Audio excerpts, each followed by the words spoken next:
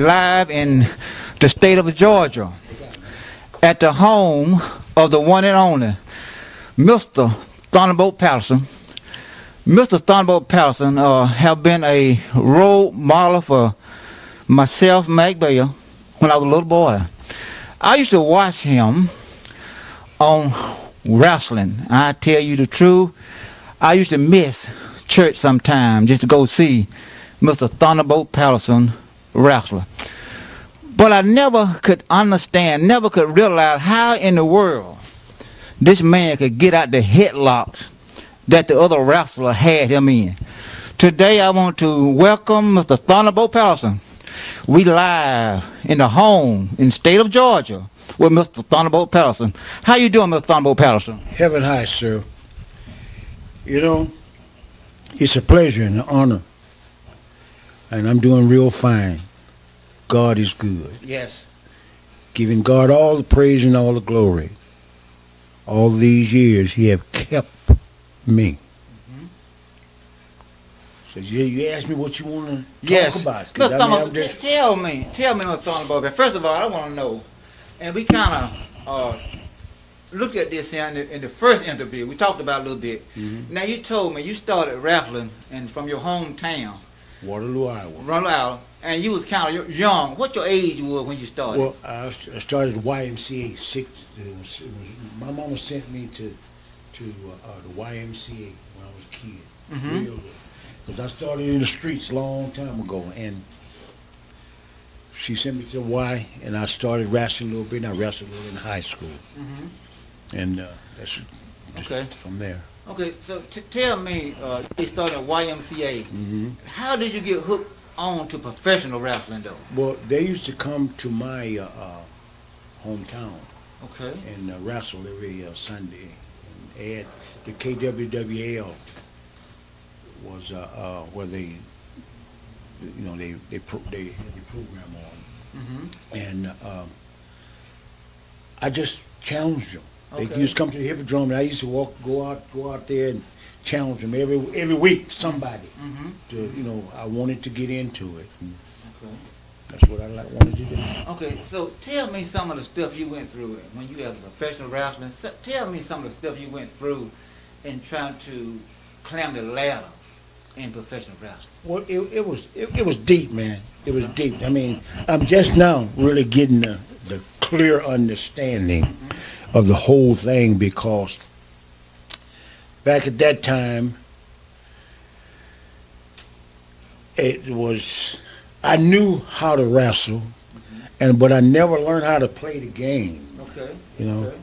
And wrestling it's a business, okay. But it was always about wrestling, and what I couldn't grasp is how they were taking favorite individuals and individuals that could not wrestle, okay. And making superstars out of them. Mm-hmm. And I just couldn't grasp that. Okay. Because at that time, they didn't have nobody out there that could do nothing with me. Okay. So tell me, Mr. Thunderbolt Paterson, I always have wondered, as a little boy, mm-hmm. when they put you in the headlock, well, how do you get out of that? Thinking before they get it, when thinking before they get it, and when that, soon as they would, I had a move, I could slip, I could just slip out of it, Okay. Mm-hmm. Then they always talked about my greasy head, mm-hmm. Talked about the hair and all, but I could slip pretty good out of. Okay. Now I've seen you wrestle in championship matches. Mm-hmm. There's been some while. Mm-hmm. I always have liked it, folks like Dusty Rhodes, Dusty Rhodes, Tony Atlas, and wrestlers like that. I have always kind of looked up to them too, but you were one of my main ones looked up. Big Cat Ernie Ladd. Yeah. Okay. Can you talk about some of them a little bit? Well, you brought three names. Uh-huh. I had to start with the first one, mm-hmm. and that's Ladd. Okay. Ernie was a good friend of mine. Okay. And I never will forget. I was in Houston, Texas, and this is when I first started wrestling. Mm-hmm. I was in Houston, Texas, and I was going home for Christmas. And I went into the office and asked Paul Bart about when should I come back. And man, he told me I didn't have to come back. I mean, and you know, getting ready to go home for Christmas, what a bomber. You know, and it just so happened that Dick Byers, the destroyer, got me booked in Los Angeles, California, and Ernie was on his way back to play ball. And he was playing for San Diego at that time, and I caught a ride with him to L.A. And that's where my whole thing started right there. But why did he tell you had to come back though? Well, man, that's the question you got to ask them people, because there's so many. Now you brought up Dusty Rhodes. Dusty Rhodes was my replacement. I mean, hey, blue-eyed soul brother, the American dream, a job, a house, a family.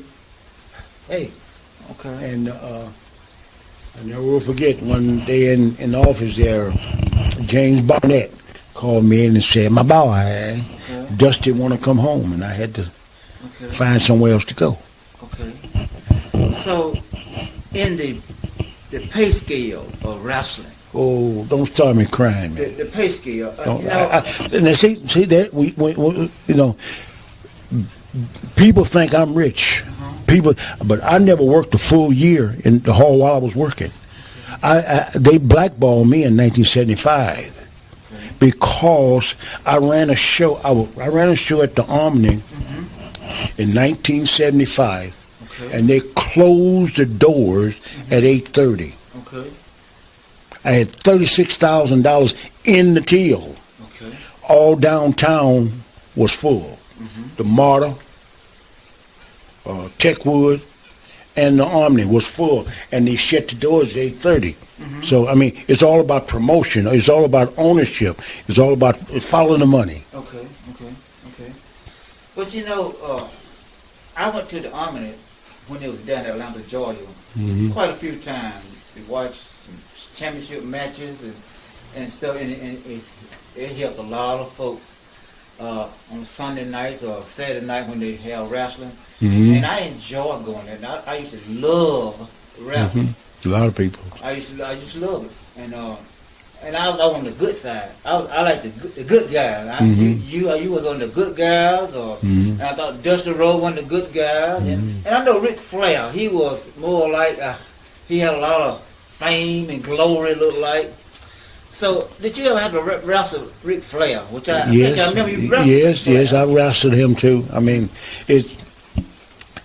man, you know, the racism is there too. Yes. You know, I mean, you have a lot of the black guys would not say it, but you know, Ron Simmons was made champion because we was outside protesting about I was trying to get a union. I was trying to get a union. No retirement, no benefits, no nothing.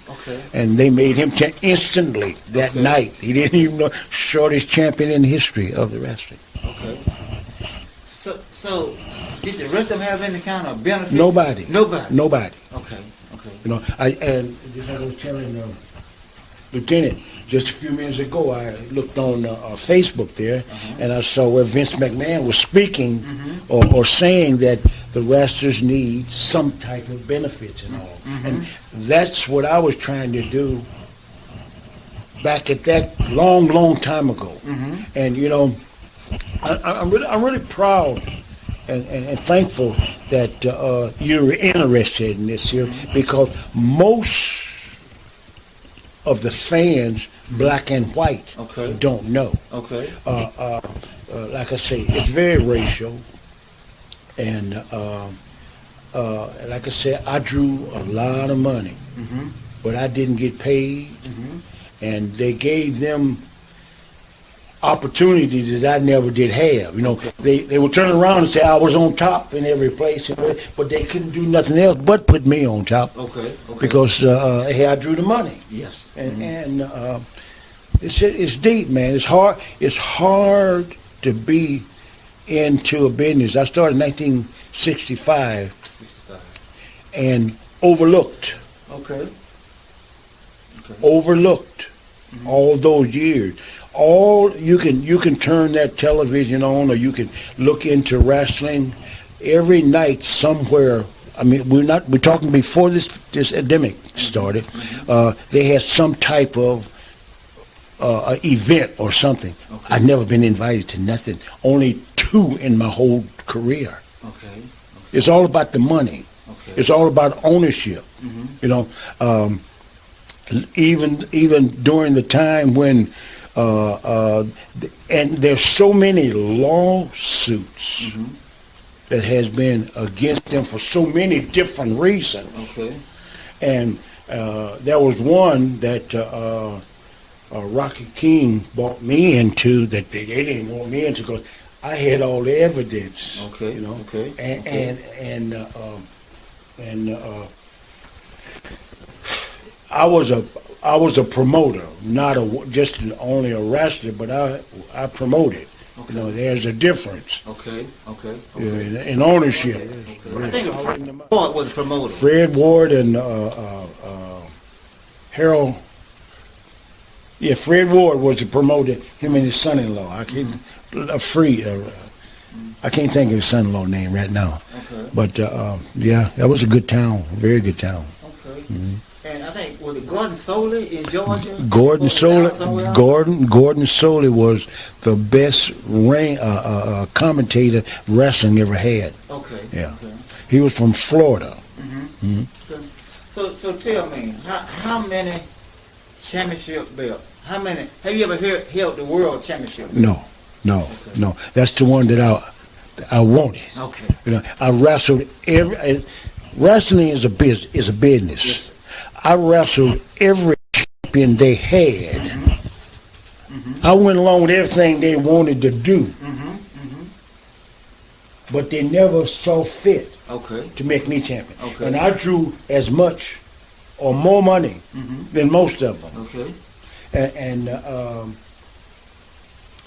you know, that was the dream of being on top, you know, and you know, all they talk about now is 10 times this year, 15 times this year, or so many times. Well, I was there. I was Brasna, Florida, Georgia, West Coast Tag Team Champion, Alberto Torres and myself, and Ole Anderson and myself, Gerald Briscoe and myself, and but far as that big strap, no, they never would. They would never let me have that. Okay. Do you feel like it because of your color of your skin? Say it again. Do you feel like it was because of the color of your skin? I know it was because of the color of my skin. You know what I mean? As they would say, well, they say that, well, he's a problem. Or they say that if we put it on him, we couldn't get it back. Okay. Well, it's a lot of them that's been out there doing things that done a lot of worse things than I've done. All I wanted to do was take care of my family. Yes. You know, I mean, when you see individuals that has no ability, and not only no ability, but they end up in ownership, bookers, or running stuff, they just overlook you. You know, it's a heck of a feeling to just be overlooked and just put down as you are nothing. And when you know that you are somebody. So, because of the color of your skin, they didn't give you the opportunity to compete against for the world championship belt. No. like I said, I wrestled every champion they had. Okay. Okay. Wrestling is a business. I went along with their situation. Okay. With all the champions. But I would not go along with individuals that didn't know how to wrestle. Gotcha. Or put an individual. I wouldn't let no individual beat me that couldn't wrestle. Gotcha. You understand what I'm saying? Gotcha. You know, I mean, and they didn't have nobody out there. I could have beat some of them. Okay. All them champions, I could have beat some of them. Okay. But none of them would try me, you know. Okay. Okay. I went along with the program, but I wanted to be a part of. Okay. Okay. Part of. So, now, in any sport, you have to have training. Correct me if I'm wrong. Training. So, you really start getting your training at an early age. At an early age, I got trained. I didn't go to college. Okay. I didn't finish school. Okay. But I come from the streets. Okay. And I fought all my life. Okay. And when I started wrestling,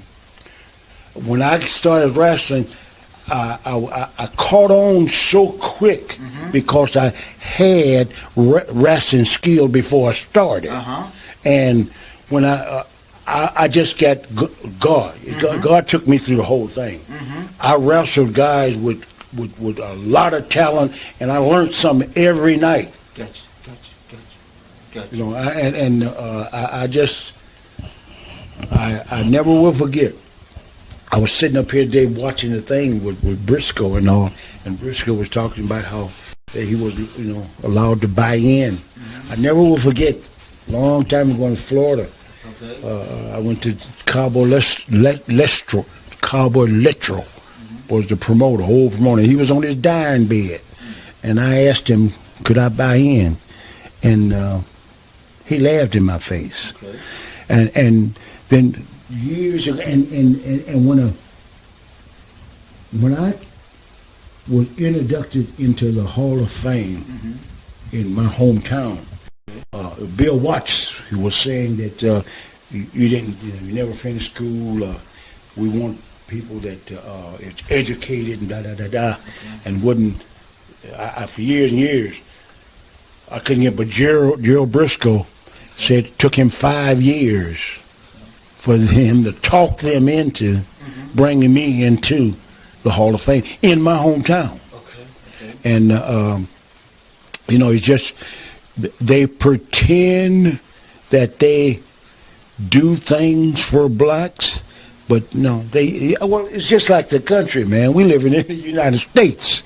I mean, it don't take no rocket scientist to figure out what's going on here. You know, I mean, it's following the money, and I mean, all of the notice all of the, like I say, I wrestled all of the great names. Notice that on TV or anything that's going on, no one says a word about me. Out of sight, out of mind. And see, what you don't know, what you don't know don't hurt you. And see, people don't know. The wrestling promoters had took the wrestling business and went to Hollywood and also theatric, you know, so therefore fans has been mistreated. Buildings all over the country went before the virus had went to the bottom. You know, and any place and every place that I ever was, I was no part of nothing going down. Everything sold out. And you know, I mean, regardless of how they felt towards me, it's all supposed to be about the money. Yes. So many white individuals, and you know, it's bad, man. It's really bad that we're talking about something like this at this time. This is 2021. And then nothing has changed. You understand what I'm saying? I mean, it's so many people that hate when you even say it about racism. But it's a reality. I mean, but it's there though. You know, they get mad. You know, it's mind-boggling to me. how people is just hateful for no reason at all, just because of your color. The Willie Lynch is still hanging on, just as just as big or just as bad as it was in the beginning. Only it's more diplomacy. Yes, sir. Yes, sir. We're going to have to take a station identification break, have a commercial, and we're going to come right back with Mr. Thunderbolt Paterson on our second part of this live interview in the home of Mr. Thunderbolt Paterson in the state of Georgia. Mr. Paterson, I want you to kind of tell me something I never asked you. How many children in your family life, children you have? Well, I had 4 daughters. Okay. And 2 of them have passed. So I had two now. Okay. And a bunch of grandkids. And great grandkids. Okay. Yeah. So you don't have no sons? No No sons? No sons. And I heard, and what I know now, that you are in the ministry. You're a minister. Well, yes, I had my license, and if it hadn't been for Jesus, okay, I would have been here, man. Okay. He kept me. Yes. I mean, I was in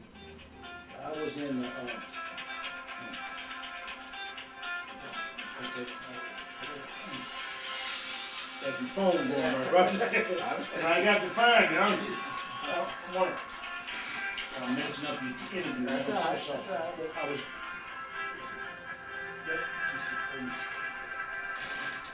And that was Malaysia trying to get that. I'm cutting it off. That was Malaysia trying to get that number I was calling a while ago. I understand. And I'm sorry about that. So you're telling about the ministry? Oh yeah. Since 2002. Okay. 2000. Okay. Yeah. And that's the only thing that kept me sane and understanding. You know, I don't hate nobody. Okay. I don't like what they do. Okay. But God has kept me through it. Okay. And He's bringing me. That's right. On. It's nothing wrong with disliking somebody's ways of doing things, Yeah. but you can't dislike or hate the individual. Right. I don't hate no one. That's right. I am so thankful for everything that they have done. Yes, to me. Yes, sir. Because God has brought me through it, and He ain't through with me yet. Yes, sir. You know, I don't like what they done, and I don't like the way they do black people. Okay. But you know, even in, black people and family people, everything that they have done that I didn't like, it was doing me a favor. Yes. Okay. You know, so tell me, who licensed you as a minister? What pastor? What church licensed you as a minister? Grant. Okay. In Atlanta. Okay. A fire. There's my license right there. Yes, sir. See him right there? See him right there? I see him. Chair. Been so long, I can't even see that. Okay. You see it? You can get it and read it if you want to. I'm looking at it right now. Yeah, that's right there on the floor. Certification of license. Yes. Bring it up in. That one right there. No, the other one. The one. That's it. No, back to your right. To your right. That's it. Up. To your right. Next to right there. That's it. Right there. That's it. That's right there. Yeah. There it is right there, sir. Yes, I see. You can hold it up there, let the folks. Yes, that's right. That's it. That's it right there. Certificate license. This is certified. All right. Yes, sir. All right. On the 18th day of March. Matter of fact, it's March now. And that's something.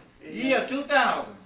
All right. That's a blessing. It is. Okay. God don't make no mistakes. Yes, sir. Yes. You know, everything is for a purpose.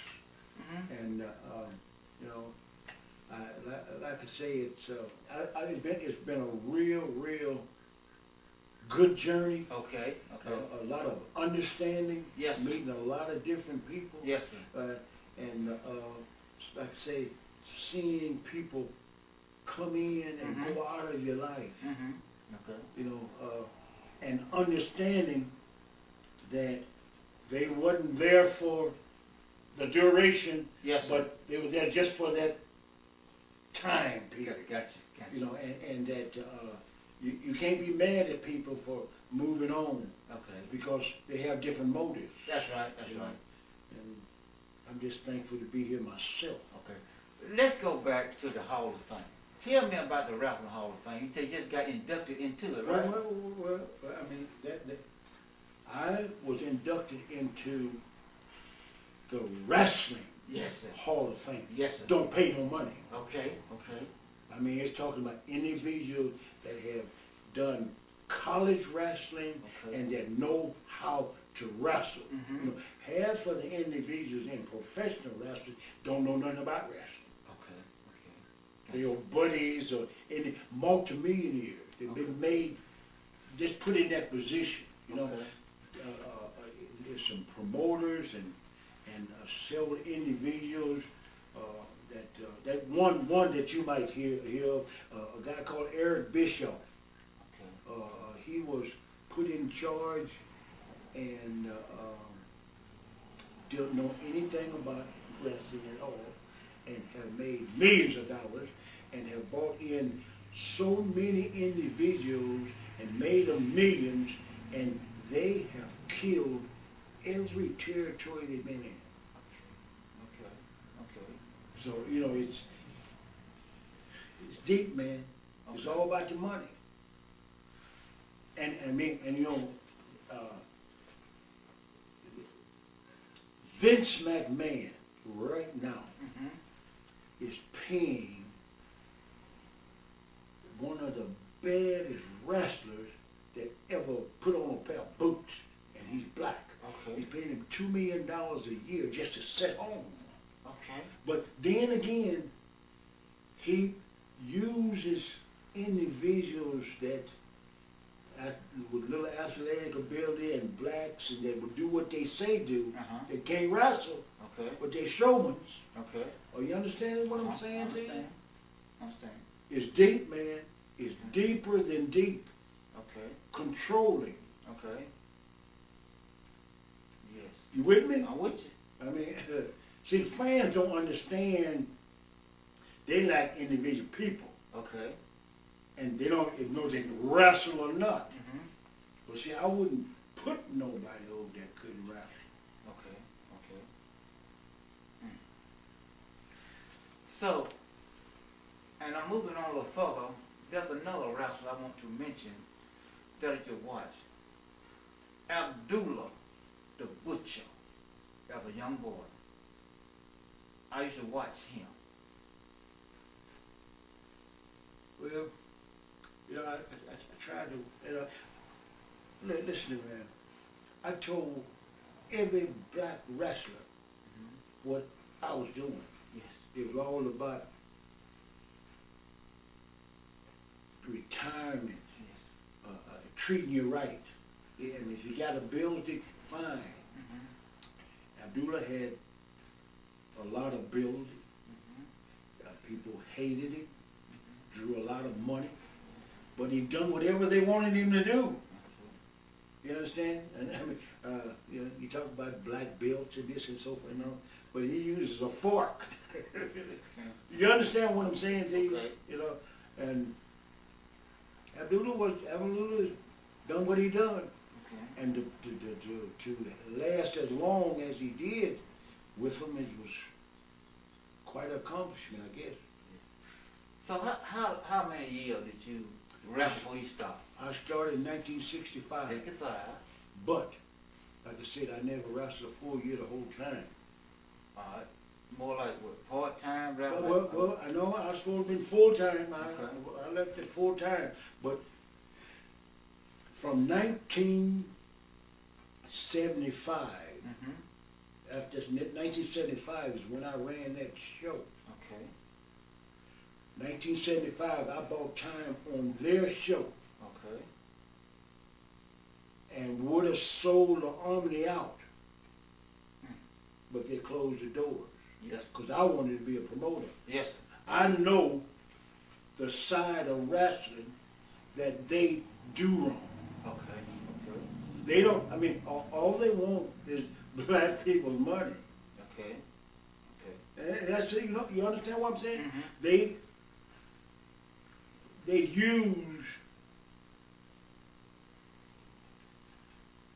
it's deep, man. Yes. It's deep. Yes. It's deep. Now, all it's it's deep, man. Yes, I understand.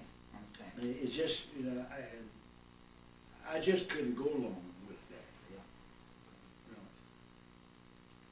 Because I wanted to, and as long as you keep your mouth shut, they're all right. I wasn't brought up that way. Okay.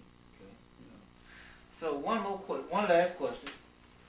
What if you had to do it all The over same again? way. Okay. I wouldn't change a thing Okay.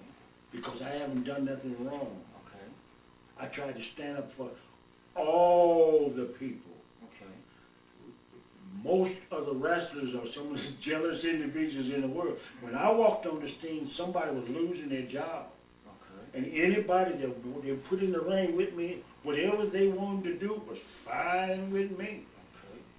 I would, hey, if they wanted to do it the hard way, God brought me through it all. Mm-hmm. But I tried my best to go along with the wrestling business because it's about money and drawing money and people.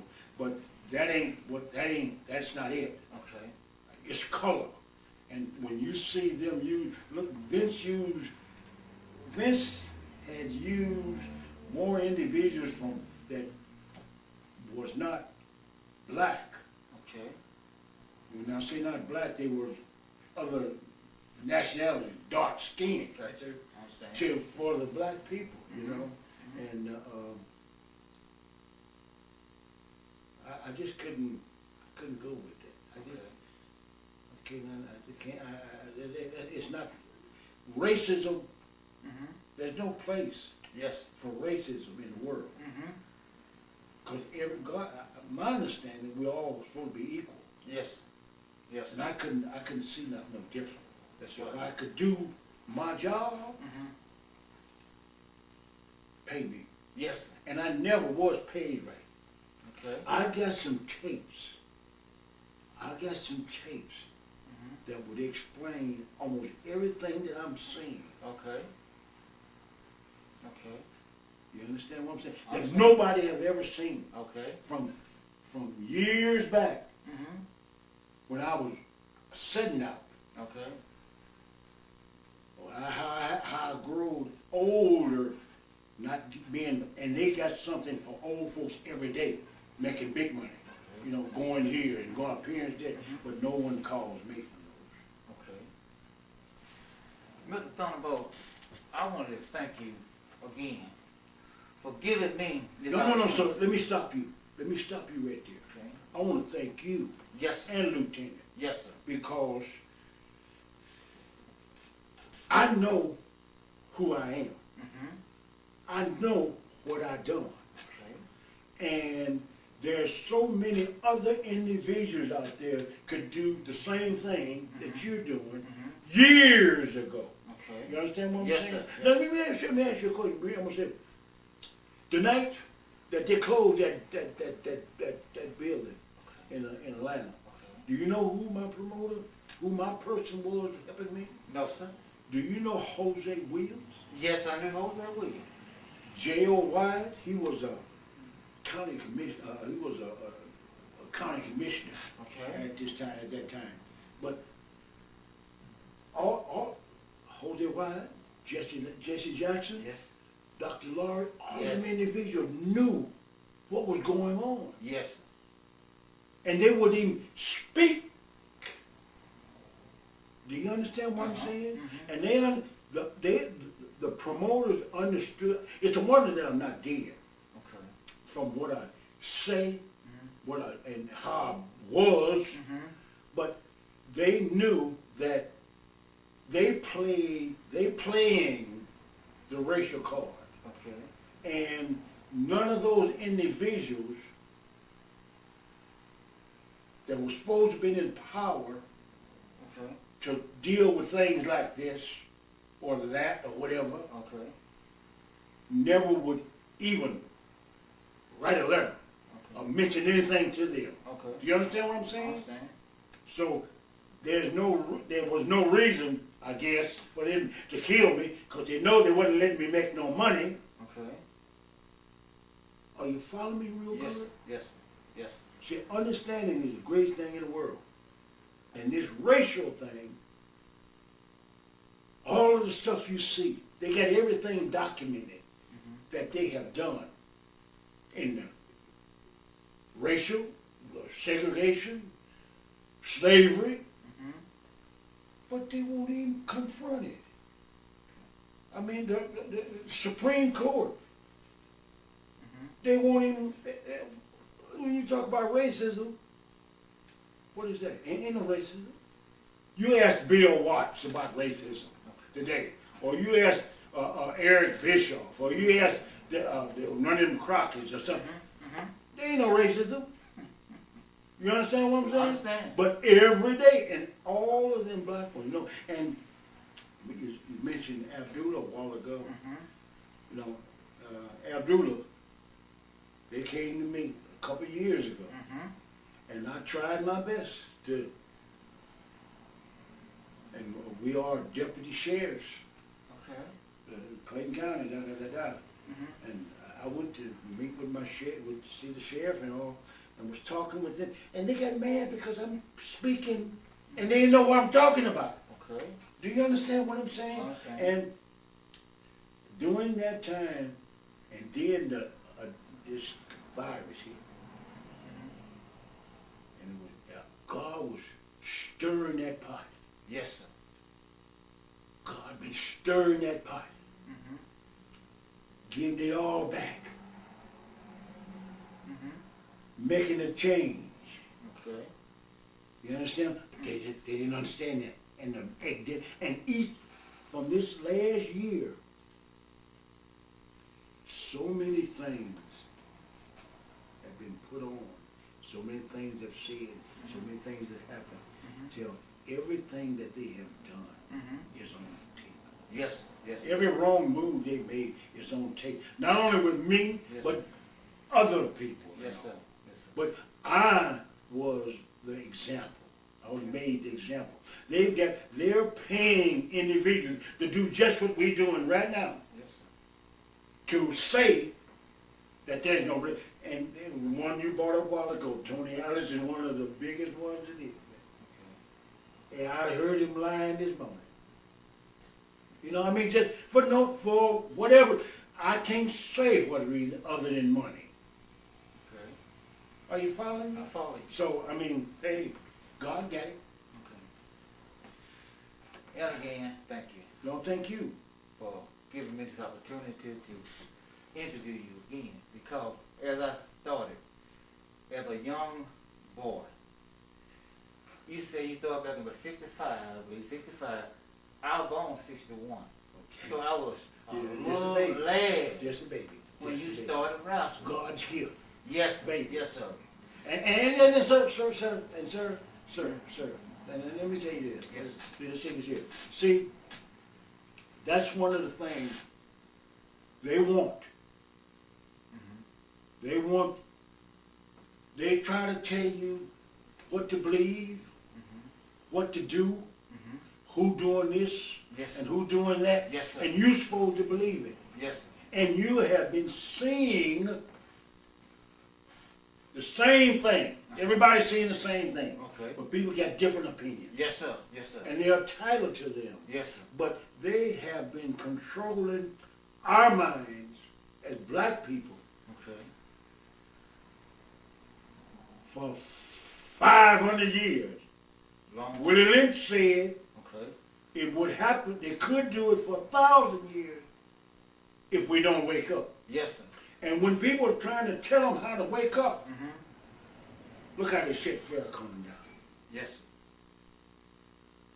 You understand? When you're telling the truth, they shut it down, out of sight, out of mind. And too many people are bold enough to put it out. Yes. So that's why I thank you. Yes, sir. I thank my friend over there. Yes, sir. My friend over there, man. It's deep, man. Yes, sir. It's deep and deep. Thank God for Jesus. Yes, sir. Yes, sir. And again, we want to thank everyone for tuning in today, watching this live interview of Mr. Thunderbolt Paterson. We're at the home of Mr. Thunderbolt Paterson in the state of Georgia. Until next time, let's everybody stay blessed, and we will see you later.